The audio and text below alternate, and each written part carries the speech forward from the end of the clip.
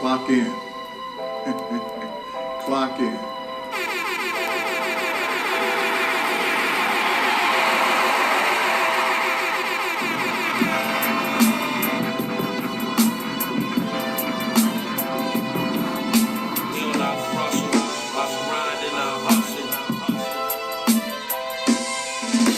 At what point did you know you just had it and you had to keep going? When I woke up. This morning, what did you think? Let's get it. Yeah.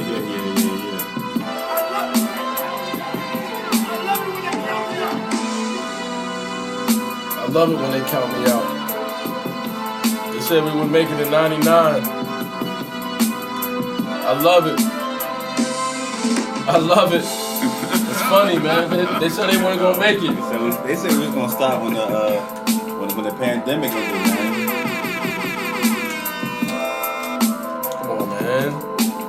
Come on, man. We back. As far as football. Yeah, we're coming back. This is y'all though. But there are others who we're not really putting the time in. We're not putting the work in. We're not clocking in so that we can do what God is calling us to do. Round of applause for people that have been clocking over there. 99 times. We got 99 episodes. Clock in. Clock in. That might be the title.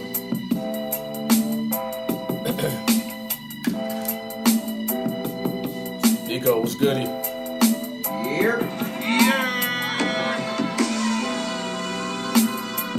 Russell's here, but he's not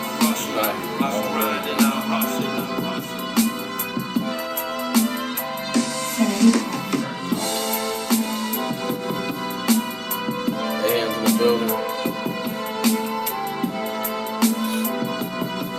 Yes, sir. Let's get it.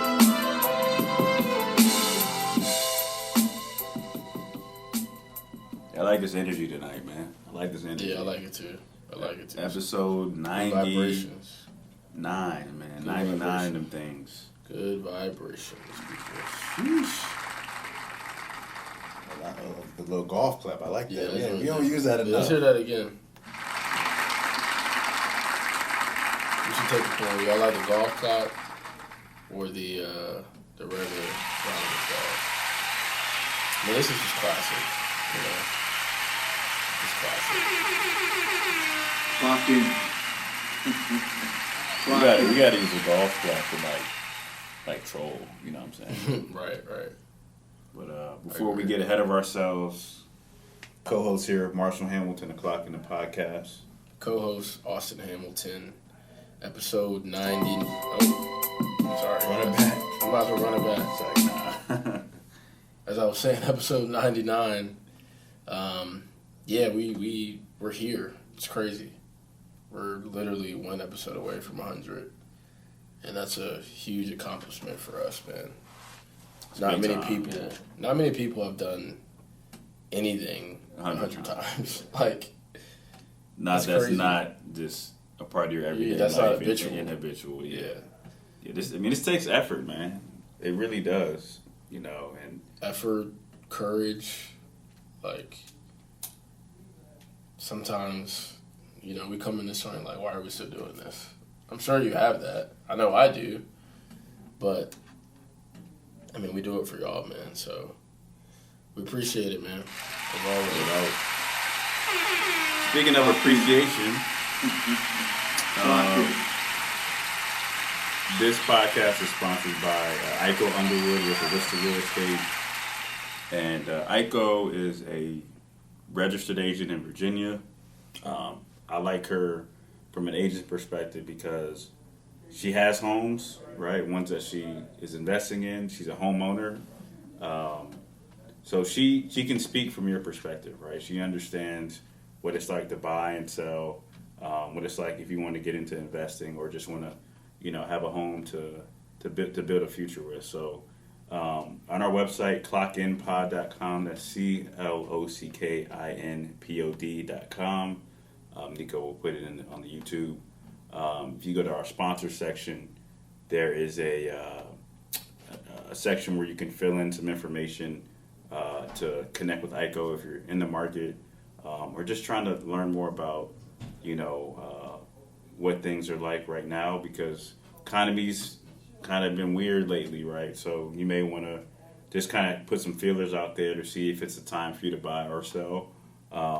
So again, go to clockinpod.com, sponsors, click a link, fill out the information, and it lets ICO know that we sent you over there. So appreciate you, ICO, and look forward to doing more big things and more better things with you.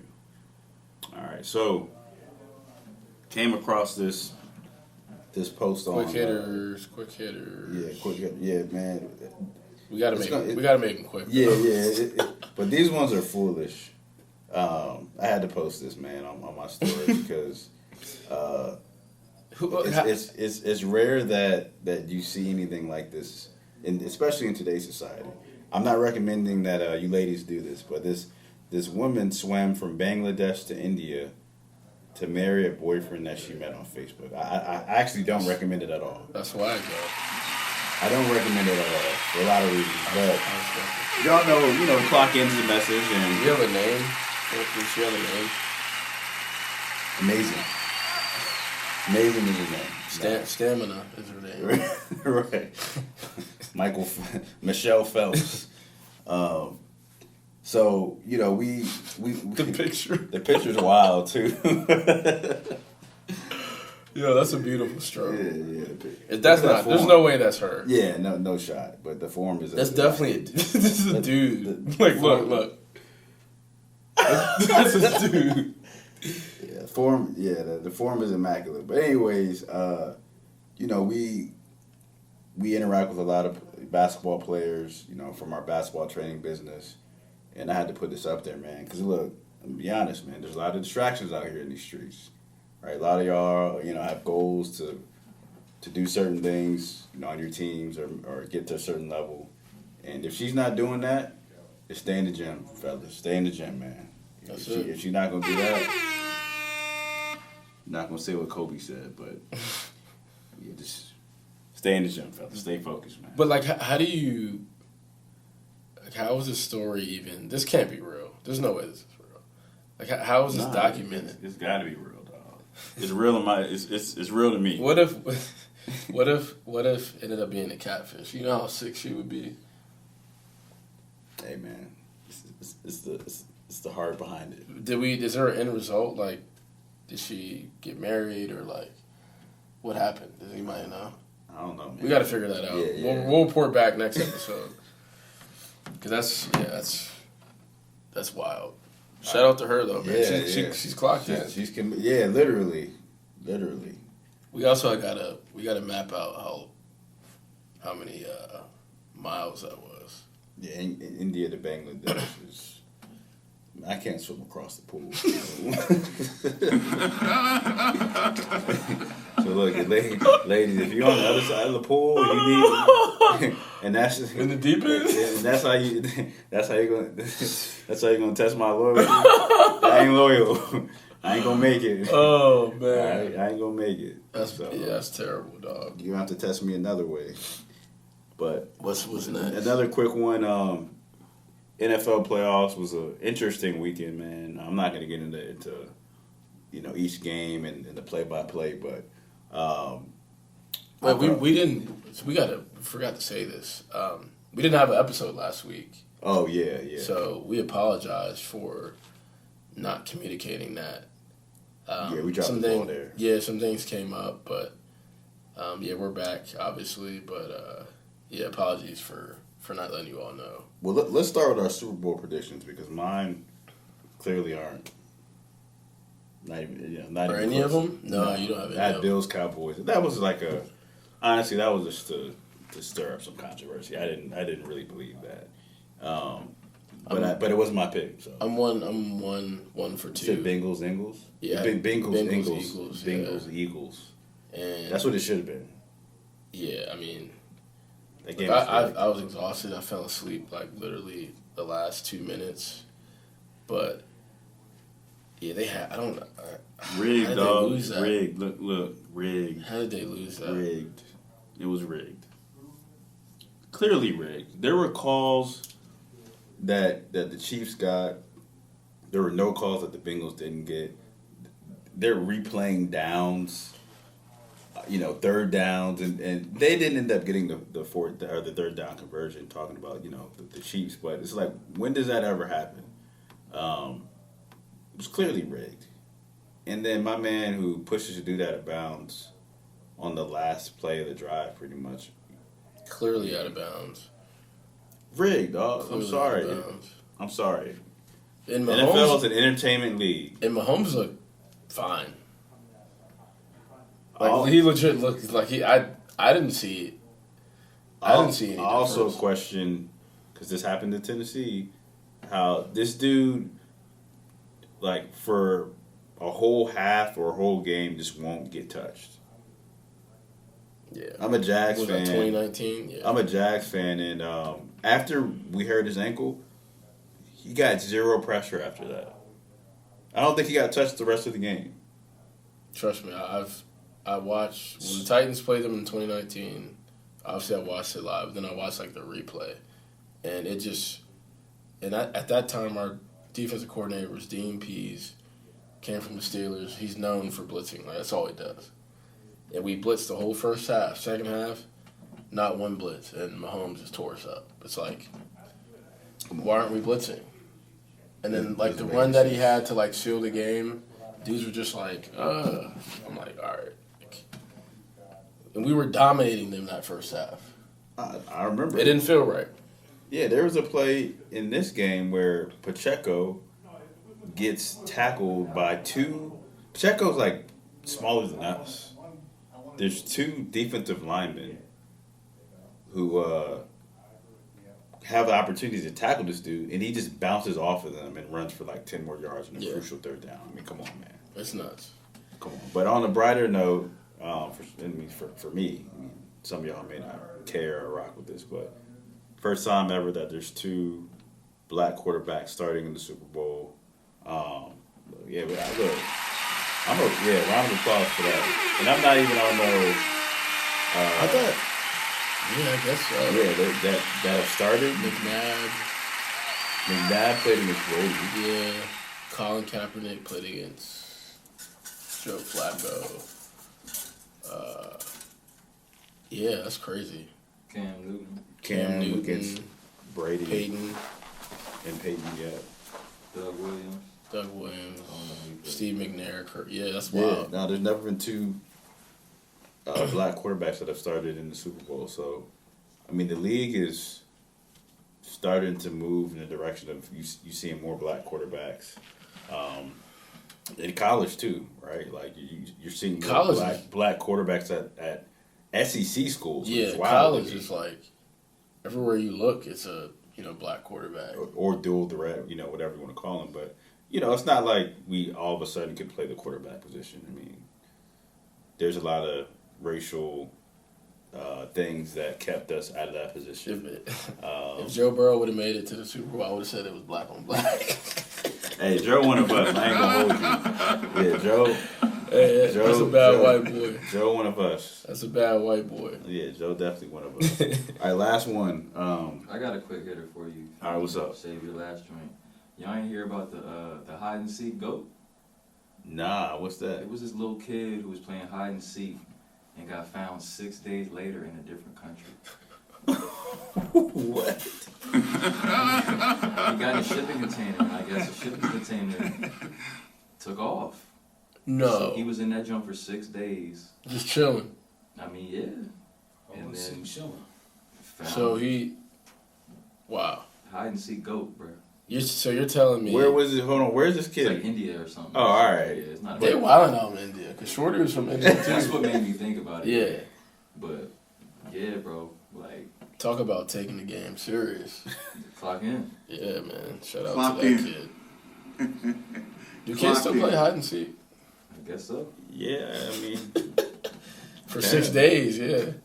These kids different, man. Kids got on the phone, bro.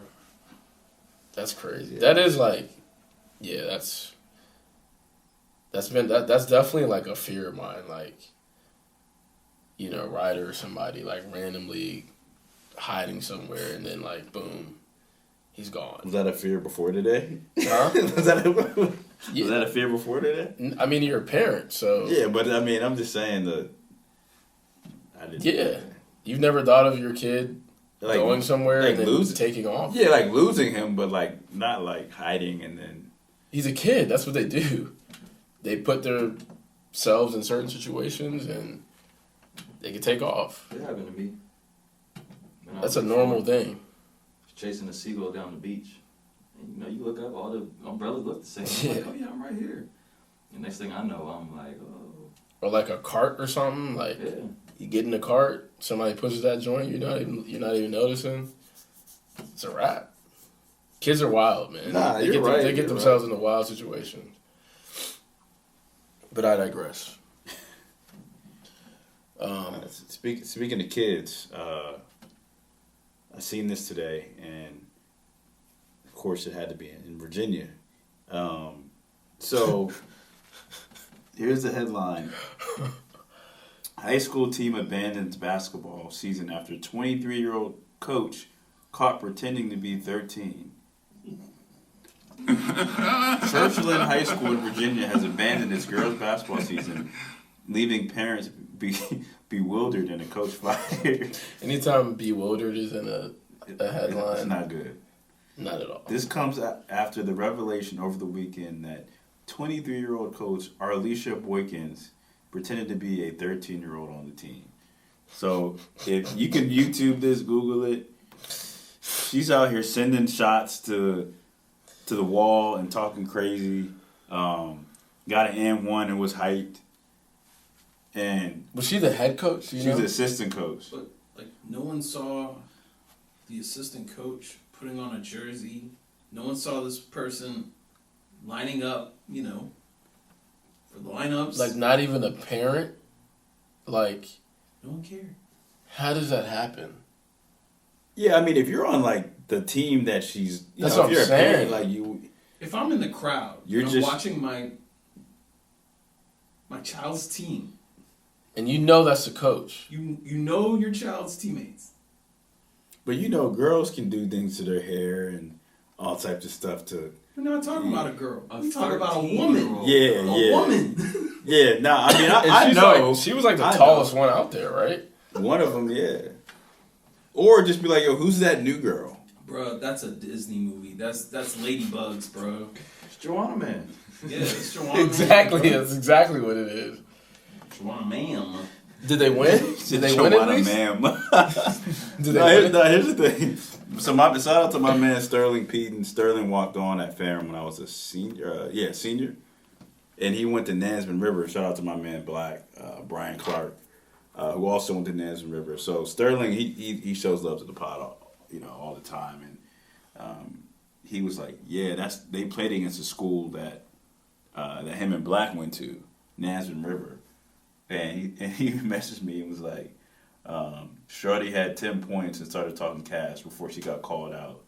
And they was still losing 41-34. Good Lord. I had a lot of questions. A ton of questions. My first question was, how many points did she have? And I got that answer. So that's legit? She had 10 points? She had 10 points. And she started the game? She played the whole game. She played the entire game. I thought the game was ended because somebody's like, all right, like. No, the game did end. It ended in a loss. You've been had. They ended. I guess. Bro. I mean, did she have 10 points because she didn't want to draw attention to herself?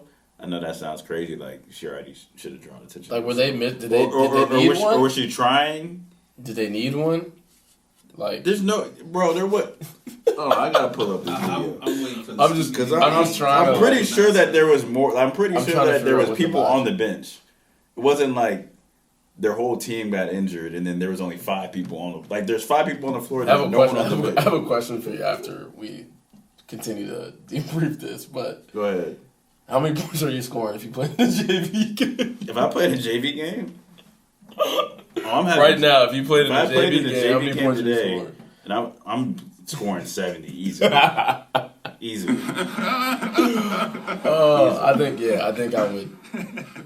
I think I would score 70 to He had 42 against grown men this 70. weekend. so you could probably double that. 70 to 70 You'll have at to, least 84 points. 70 to like 95, man. Yeah, easy. Easy. Am I sick? That's the first thing I thought of. Like, how many points would I score in a game? Yeah, no, that's exactly what you should have been thinking. You weren't thinking that, then yeah, I thought. And we were and I posted this on IG, but we were just out here praising VA hoopers, saying, we them ones, and then this happens. So we definitely went down in the power rankings. Yeah. Thanks to Churchland. Churchland, that's out. Where's it at? Is that like Richmond area? I don't know. Let me look it up. Churchland High School. I think it's in the 757 area. I want to That's say. just like what have we come to? What have we come It's to? in Portsmouth, which is in Where the Pops is trenches. from. Which is in the trenches. Yeah, it's in the trenches. Unbelievable, So- man. Unbelievable. Wow.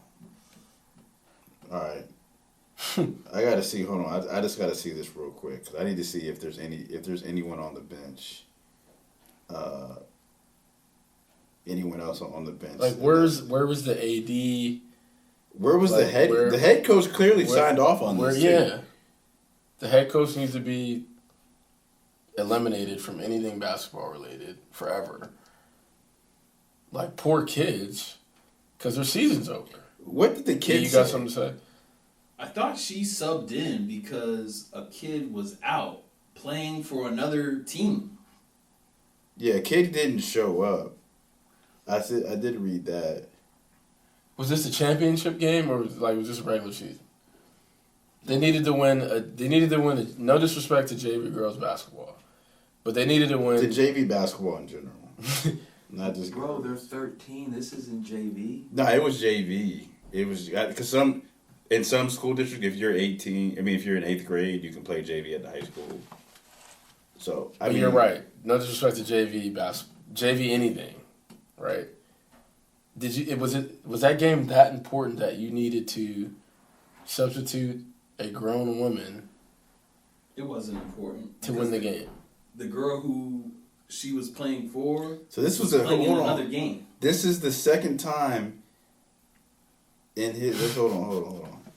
This Hold on. this gives me a good idea. So this has happened in Virginia before, apparently. same school. Nah, I thought it was when I first read it, but nah, it's a different. I hope not. First of all, we need a 30 for 30. These are like maybe not a whole 30 for 30, but like a short. Yeah. On this, did we do anything on Bishop Sycamore? Did they do that yet? That needs to be on there. I forgot about that. Remember that, right? Yeah, the football. Yeah. We need a short on Bishop Freaking, Sycamore. what was that movie? Gridiron Gang? Not Gridiron Gang. The Longest Yard. The longest yard, yeah. They had dudes from the You Longest see Yard. I posted this on IG, but they had because obviously the 49ers had every quarterback hurt, and in the longest yard, they had to go to the The coach? no, not even the coach, but Oh, the little cheerleader? the Hispanic dude, who I'm not gonna get into that, but you know what I'm talking about, right? He was gay. It's all right. It's okay. He was gay, man. Look, man. If we can't say that, if we can't, nah, man. If we can't say that, come on, Slim. Come on, man. Look, nah. Oh man. No. If I get canceled for that, I done said some stuff. I ain't getting canceled for saying he was gay. He was gay. That's Okay, he was hilarious. gay to the mug too. But that's all right. All right, he put on the pads though. He took one for the team. You know, I ain't gonna And they got the discriminate. dub too. Shit, what was his name? Like Frankie or something.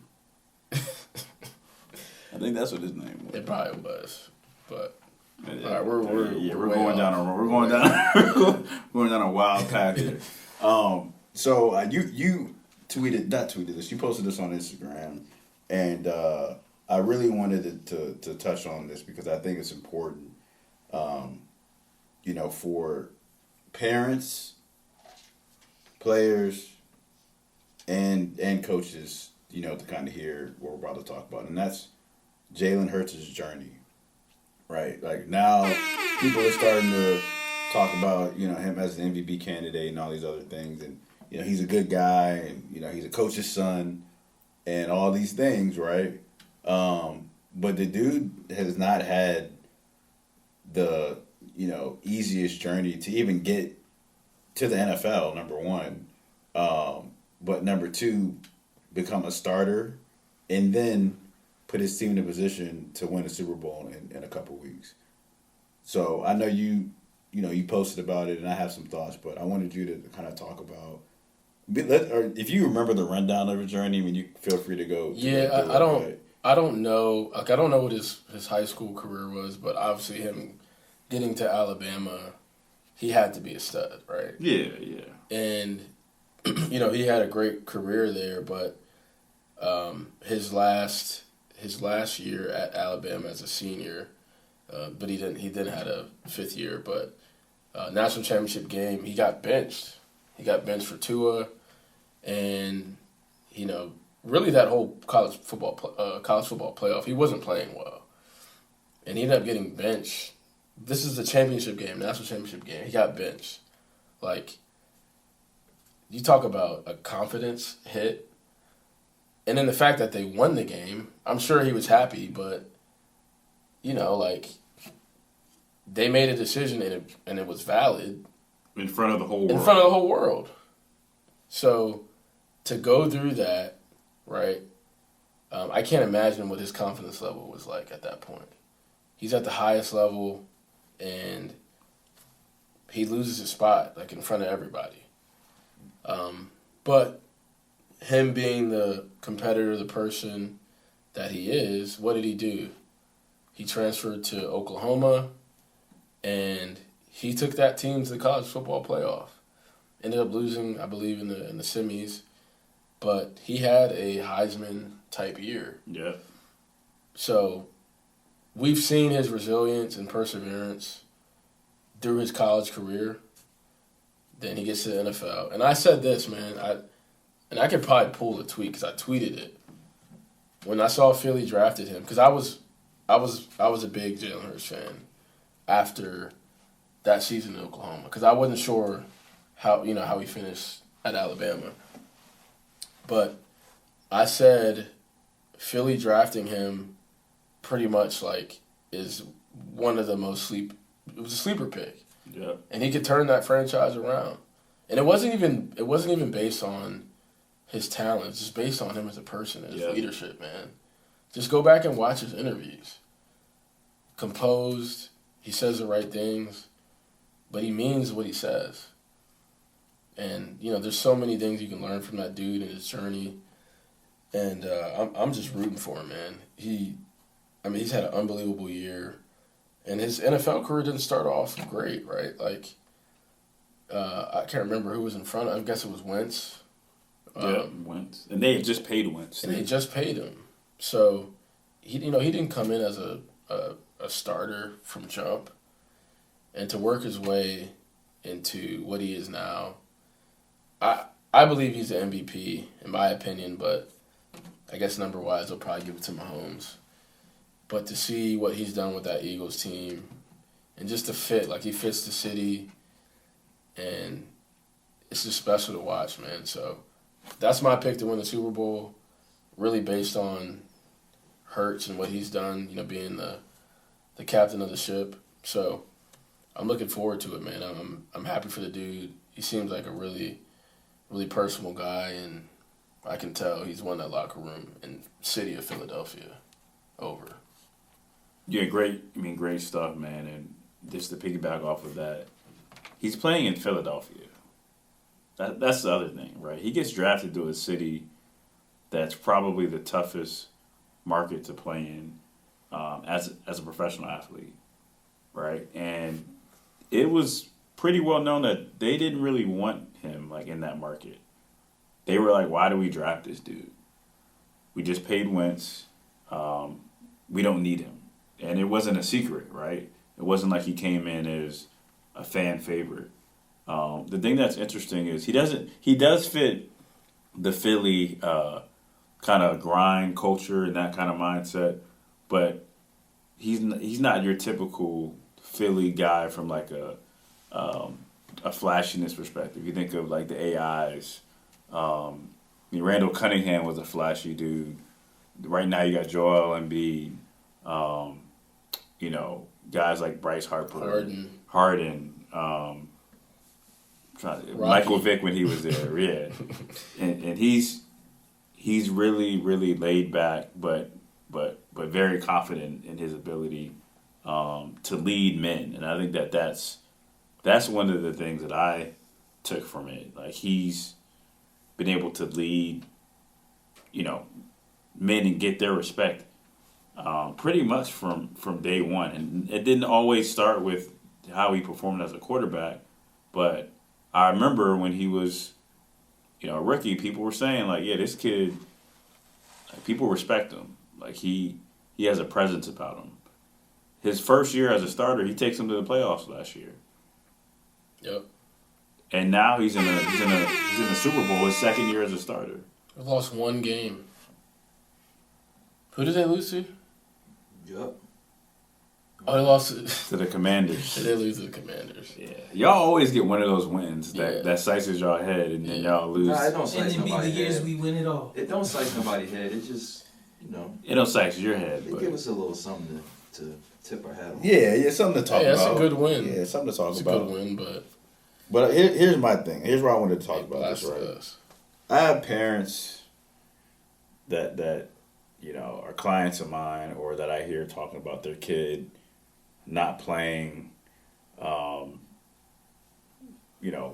season, right, as much as they would like, or they're playing a lot but they're not starting, or they're starting but they're not getting as many shot attempts. And I posted something from a coach, and I think this happened last year, and it was an interview after a state championship win. A kid was sitting next to the coach, and he was talking about how this kid could be starting at any school in the region, but he comes off the bench. And the coach literally starts crying and says, and him and his parents have never said anything to me about it. He's in tears talking about this kid. And I don't think people understand how tough coaching is. Right? Like, and we'll talk about this next topic and how it relates to some of the things that I think need to change in coaching, specifically in youth basketball. But there's a difference between knowing the game and knowing how to manage a game and personnel and personalities and all the things that come with coaching. So I would imagine this coach has probably had years of people, coming at him about their kid not playing as much as they like or starting. And he was literally in tears because this player, this was all about the team, man. And when Tua took his spot, if I remember correctly, I didn't see him pouting. I'm pretty sure I saw him cheering him on. I'm pretty sure I saw him talking to him on the sideline. You don't win championships if you don't have a collective team that supports one another. Like, that's just not possible. It's not how it works. Yeah, it's not how it works, man. And because of who he is as a person, Jalen Hurts got an opportunity again to go to Oklahoma, which was the best fit for him. He didn't leave because his feelings were hurt. He left because it was the best opportunity for him to pursue his dream. But also, he earned it. Like, just because a situation at this school isn't great, and all right, I'm going to this school. Okay, if you didn't play at that school, what makes you think you're going to play at this school? Right. Like, you still have to do the freaking work. I bet Saban was trying to find a great fit for him. Yeah. Some coaches are trying to find a great fit for you so you can get out of the program. Right. But I'm sure he was like, look, man, Tua's going to be the guy, and I don't want you, like, you're too good and you're too great of a person and a leader to be sitting on the bench. So let's find a place for you. Yeah. I think parents should really understand and tell their kids, like, okay, hey, you want to transfer? I understand. But, I mean, who said you're going to get guaranteed a starting position or you're going to get guaranteed 25 minutes per game? You know what's funny? I was watching a clip, Gino Auriemma, head coach of the UConn women's basketball team, and he was saying how, like, you know, certain parents will say, like, yeah, you know, I want my player to play 25 minutes. And it's like, they think that's supposed to be guaranteed. And he'll say on the back end, like, well, can you guarantee in that 25 minutes 12 points and 8 rebounds? If so, then yeah, they're gonna get that 25 minutes. That's just not how it works, people. You have to actually play and earn it. And you earn it in practice, you earn it with your attitude, you earn it with your body language, you earn it with being a good teammate, you earn it with playing defense. So, like, this whole jumping ship and, you know, what the portal it looks like and stuff, like, sure, but you still got to do the work. You may land at a certain spot, but it's not guaranteed. Well, the problem is it starts in youth basketball. Yeah. Right? So it's not something that's foreign to them this jumping ship when things get hard, right? I'm not going to name the kid's name, but there's a kid I train. He should be playing more, arguably should be starting, and he's not. I go to his game on Sunday, and he's new to this level, but he's good enough to play at this level and make an impact. And he asked me after the game what I thought about his performance, and I gave him some constructive feedback. He didn't play bad. He's getting better, and that's what I care about. But here's what I said. I said, my main piece of feedback is when your teammates made a couple back-to-back good plays, you were on the bench like this. I didn't see you move. I didn't see you clap. I didn't see you say anything. And that's not gonna set you up to hit the goals that you want to hit. Because when you're in the game and you do something well, do you want your teammates cheering you on? He was like, yeah. So this is the whole Jalen Hurts situation and stuff like this. It really hits home with me because this was me for 90% of my high school career. Like, this guy who's 2 years younger than me started over me. You don't think that's embarrassing?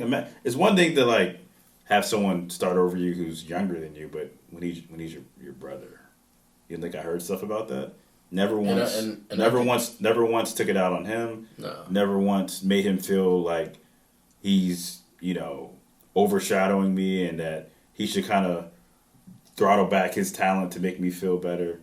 No, the reality is we should have been playing together.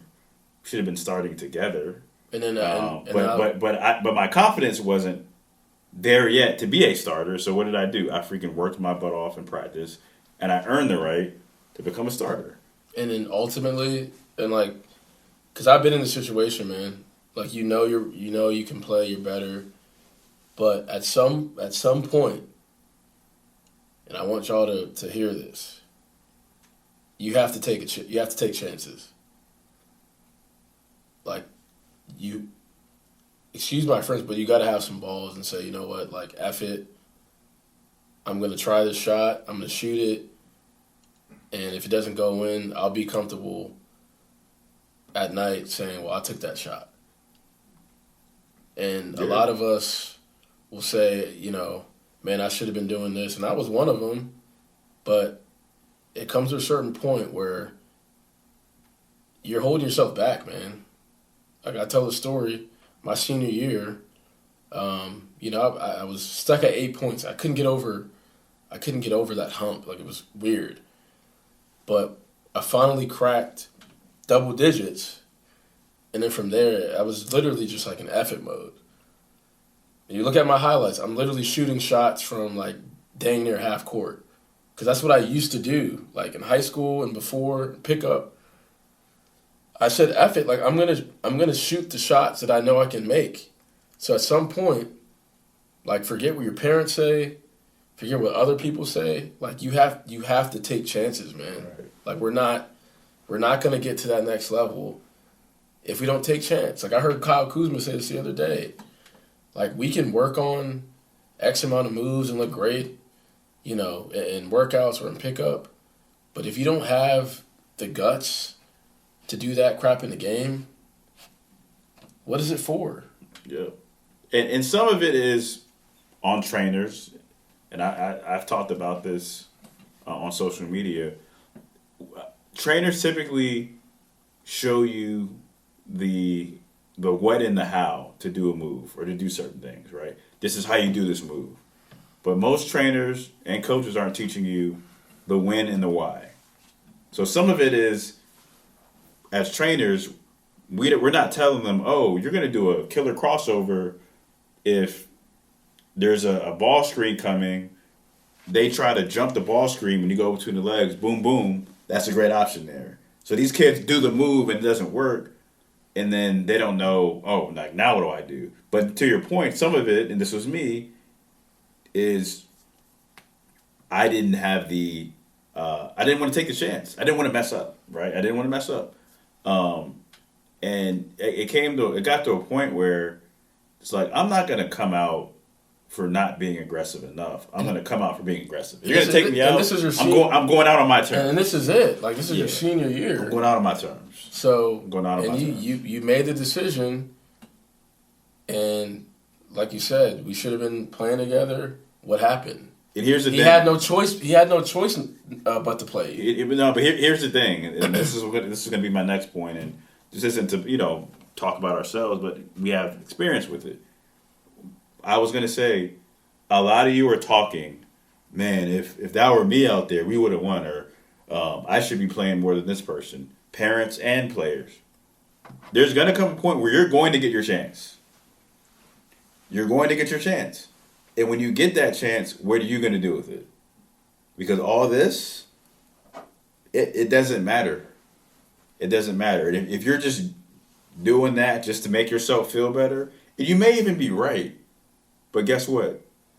When you step in between those lines, how are you going to perform? So what happened with me is I wasn't necessarily complaining about not starting. A big thing for me has always been attitude and effort. So I felt like there were guys who were playing more than me that didn't have a great attitude, didn't necessarily play hard consistently, and that, I was, in some ways I was better than them.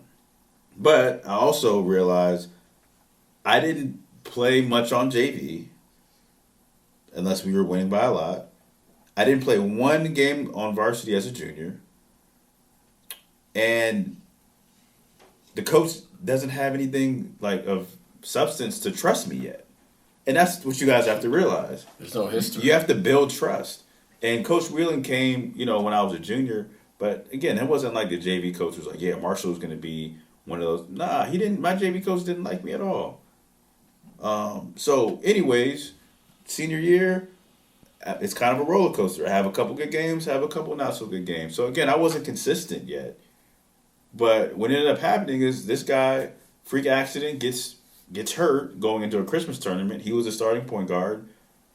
We had 3 games that Christmas tournament. The first game, I didn't start, and I was pissed off. I felt disrespected, and I didn't play as much as I probably should have, at least that I thought.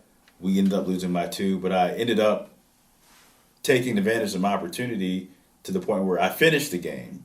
So there's a situation where we score. This is what matters, by the way. Yeah, there's an opportunity. There's a situation where the team scores, goes up by 2 with like 8 seconds left.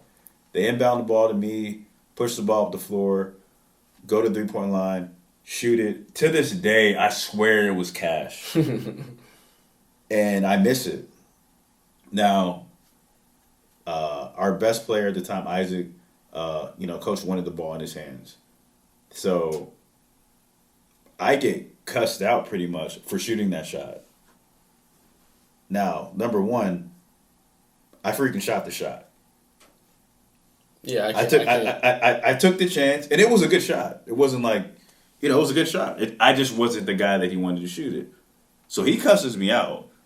instead of me, oh man, coach doesn't like me and da. I got pissed off even more because I felt disrespected that you didn't start me to begin with, and I destroy everybody the next practice. Destroy everybody. Next game I start. Why? Because I destroyed everybody in practice. And I remember overhearing them talking to the coaches, and they're like, "He looks like he could be a college basketball player." First game I've ever started, I have 20 points, which was my season high that year. Is that your career high? At Herndon, yeah. Yeah, and we lost, which pissed me off because we lost every game by like 4 or 2 points that tournament. But my point was my opportunity came, and because of the work I had done, and I was salivating. A lot of y'all say y'all want that opportunity, but when you get in the game, you're really not about that smoke for real. Like you're really it's fake. It's fake energy. At some point, it has to really bother you. And like you said, a lot of it's just fake. It's fake. Like for you, like I could see it in your eyes, like you're pissed off. And I've had the same, like my junior year. I can't remember the point guard. Maybe Jack. I think 2 of the point guards were hurt, and he freaking started Sebastian at the point guard. Like I was pissed. And I went in the game, was locking my man up. I was getting buckets. Ended up winning by like 50. But like a lot of y'all, it doesn't bother you, man. And that will show you if you're really about that life. Right. If you really want to prove to yourself, forget the coaches. You want to prove to yourself that you belong. 100%, and that's what matters, right? I'm mad. I'm mad right now. Yeah, look, I'll be honest. Like after I took that shot and I got cussed out, I was basically like, man, excuse my language, like, man, F him. I know who I am. Yeah, but that's the confidence. Yeah, like, and I wasn't even. It was, me, like I wasn't even like confident. But when I'm pissed off, it comes like, it's like, all right, now it's a respect thing. Yeah. And, I love coaching and but in that moment as a competitor, that's all I was like, there's no disrespect to him. Yeah, I was like, man, F him. I know who I am, and I'm going to show you tomorrow. And that's what I did. And then he started me, and kudos to him as a coach for starting me. Yeah. Because he could have been petty and immature and been like, well, you took that shot, so you're not starting or you're not gonna play. You're gonna sit down even more than you did before. No, he was Coach Williams. He's my favorite coach ever, to be honest with you. But it wasn't easy, and I had to earn it. Speaking of coaching, and we'll end with this. This is something that I've seen with a lot of kids that I train and just in general. Part of the reason why these kids jump ship to transfer portals and all these types of things is because now there's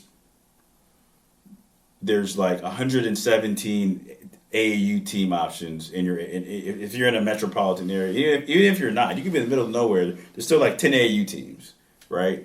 So now we have a bunch of players who shouldn't really be playing AAU, number one. And number two, coaches who are dads who did not hoop, who don't know the game, and they're coaching players at a level that they're not prepared to coach at, right? And again, I went to the kids' game that I was talking about earlier, and I'm like, there's literally guys that are playing who cannot do anything well. Like, not one thing well. You know what I mean? And I'm like, I see why this kid is discouraged, right? But honestly, I'm sick. I love seeing this. I love seeing it. There's another kid who I trained in high school who's struggling a little bit. I love it. Because I'm going to see who you really are. You can look good in all the drills with me, but I'm going to see who you really are. But back to the point, what I think is attributed to a decline in quality youth coaches is the rise in the basketball training industry. So back in the day, dads did coach, right? But there weren't as many options, from a team perspective. So a lot of dads would coach youth, maybe travel, but usually they weren't coaching AAU unless they were hoopers, right? Or they really knew the game or loved the game. Now you have coaches at every level. Rec is awful now. There used to be some good rec coaches. Listen to stories from guys who played from the mid 2000s, late 2010s, into before that. A lot of times they're like, man, I had a great, YMCA coach, Boys and Girls Club coach. This coach when I was 8, 9. That crap is gone now. I could argue a coach is one of the most important people in your life. In your life, yeah. Because it kind of just sets the tone for your personal development and onward. Right. So I was gonna say, as basketball training as an industry has grown, and there's a lot of things that we've talked about that we don't like in that industry, and we're in it. It's led to there not being as many qualified people to develop skills and coach these players the right way. So, how do we fix this? Is there a solution? How do we kind of fix this state of youth basketball? Because it's a big problem, man. Come to the goods. That's how we fix it. Come to us. Yeah. And part of it is we gotta be real with the parents, because that's where it starts. The kids don't know any better. It starts with the parents. And part of it of the training is not just the players, it's the parents as well. We gotta be having conversations with them, letting them know, hey, your kid's not very good right now. He needs to improve on this. He has a bad attitude. He doesn't talk enough. He wants to play for Team Takeover. Okay, take him to tryouts. He might come home crying because it's going to be different. So, and yeah, man, I think these parents, I don't want to single out the parents, but they got to be realistic, man. You have to be. Your kid isn't Michael Jordan. And even when Michael Jordan was growing up, he wasn't Michael Jordan. Right? You look at The Last Dance, he got cut. And this is the crazy part. His mom told him he had to go back to the gym and get back to work. Yeah. Not dad. His mom said that. Well, Mike, you need to pick yourself up and work harder. That's literally what she said. But you know what moms are doing today? It's okay. We're just going to find another team. Or why isn't my son playing? Or why isn't my daughter playing? Well, because and here's the other thing that again, from parents don't understand from a coaching perspective, right? Do you may critique certain things in the game? Do you know what the scouting report is on the other team? No. Were you in the walkthrough the day before or the day of the game? Nope. Were you at practice? Did you see how your son or daughter practiced? Was she locked in during the walkthrough, like you said? There's so many factors that go into preparation for a game that people aren't privy to. But the coaching staff is. Yep. So when your son or daughter isn't playing that much, well, did she know that this player likes to go left, but you kept letting him go left? Do you know that they like to do a hesitation pull-up as their go-to move, and he couldn't stop it? No, because they didn't read the scouting report. Or they weren't paying attention when they were going over the other team's plays. Coaching, here's the thing about playing for a coach. Unfortunately, it is political. Coaches are going to go with people they trust, and the people that they trust are people who can follow their directions, whether they're the wrong directions or not. Right? That's how you gain trust. So if your coach isn't playing your kid enough or as much as you'd like, or you're a player and you're not playing as much as you'd like, How do you earn trust with the coach? Simple, right? I earned it from defense. That's how I earned trust in high school, my senior year. He knew this dude's gonna lock up, and that was a part of our team's identity. So that's the other thing.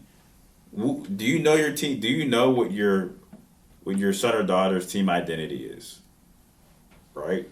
Because sometimes you could be better than people, but you don't fit that player doesn't fit that team identity. So either they need to change to meet that identity, or sometimes that is a good time where you should look at a different team because it may not match, your son or daughter's skill set, right? Other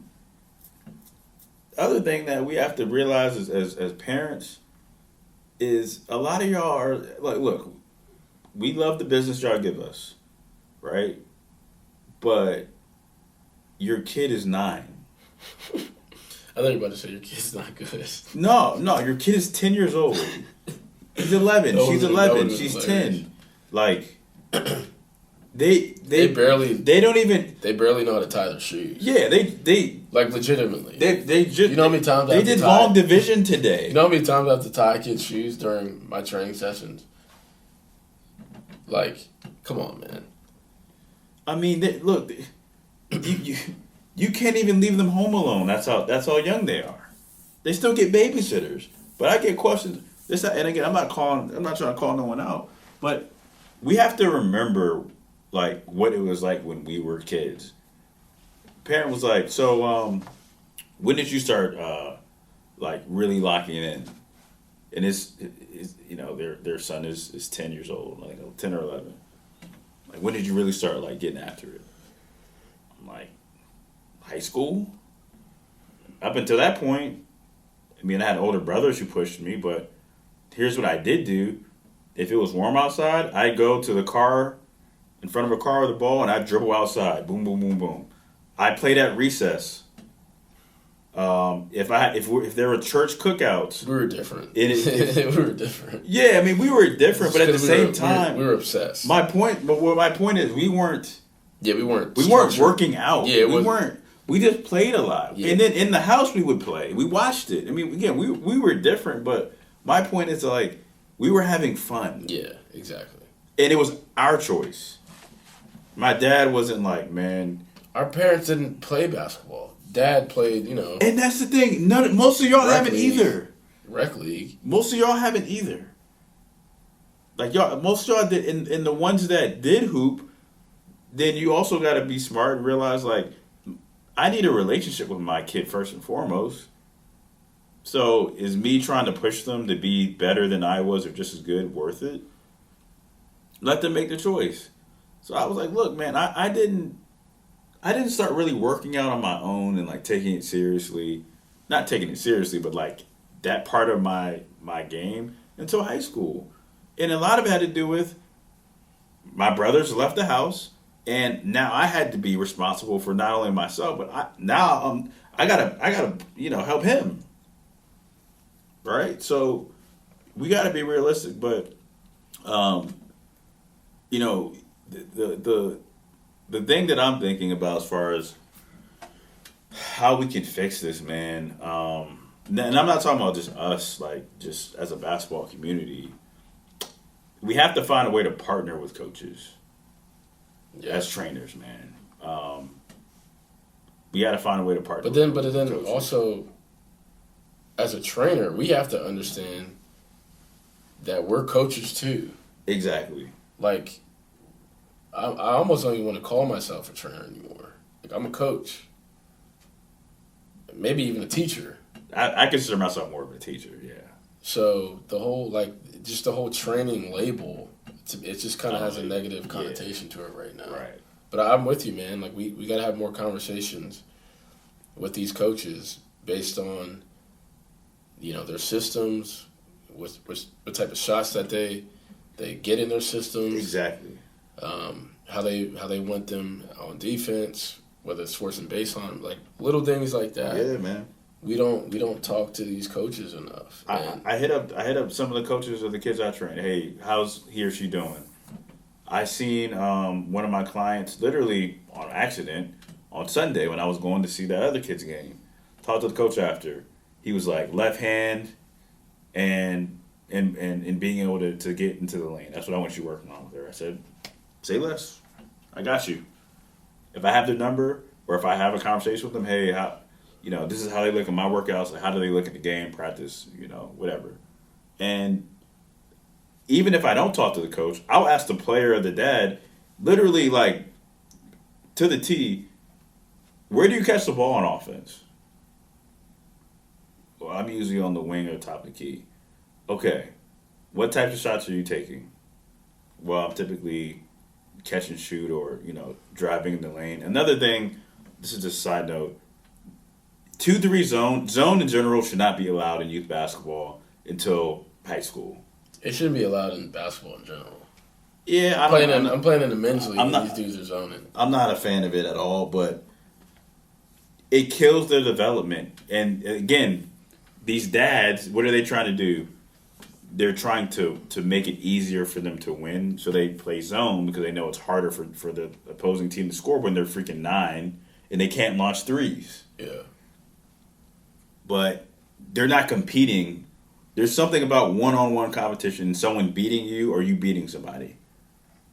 You can't replicate that in the zone. But anyways, I'm talking to these kids like, where do you catch the ball? What type of shots are you getting? What does the coach say they want you to do? Because I could do the most amazing skill workout, but if you're not gonna ever do that in the game, you're wasting your money and your time. So literally, there's a kid I trained who's 10, and of course he's playing against a lot of zone. So I passed the ball to you from the top of the key to the wing, catch and shoot. I worked on rip, floater, rip, one dribble pull up. That's pretty much all we did. I mean, from both wings. Go ahead. If you know basketball, those are the typical shots that you get in the zone. So yeah, and training isn't hard either. Like, it's become an entertainment thing. So it's a battle of who can come up with the fanciest drills. Blase. Like, you come work out with me, it's gonna be very basic. We'll throw some combinations in there, but by the film that I've seen, these are shots that you take. These are shots that I think will be good for you. We're gonna work on those. Yeah. Like, I don't need to have 95 different moves, and then we shoot a crazy Kyrie type layup. And I'll say this: Kyrie. There's only one Kyrie. And I guarantee you, and this is what I was going to say next, Kyrie didn't practice that stuff every day or whatever.